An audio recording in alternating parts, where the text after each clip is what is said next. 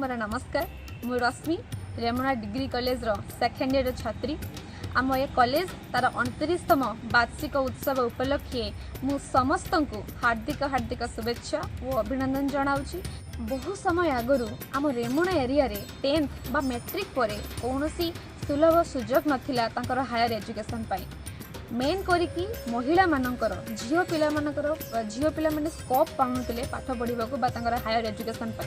And जो माने भी इच्छा प्रकाश करथुले पढ़िबा पई तांको बहुत दूर को बा बाहर को जीवाक पड़थला। ए कथा को आखि आगे रखी तत्कालीन वरिष्ठ सांबादिक स्वर्गत जयंत घोष, रघुनाथ पंडा एवं आमर पूर्वतन विधायक प्रदीप्त पंडा प्रमुख मान्यगण्य व्यक्ति समेत शिल्पानुष्ठान मानक सहयोग रेमुना जानुगंज रे श्रीकृष्णपुर ठारे अनुष्ठित होइतिला बा प्रतिष्ठा होइतिला आम रेमुना डिग्री कॉलेज। सर्वप्रथम कला क्रमशः वाणिज्य विज्ञान तथा विभिन्न विभागर ऑनर्स डिपार्टमेंट मध्य खोलिथिला।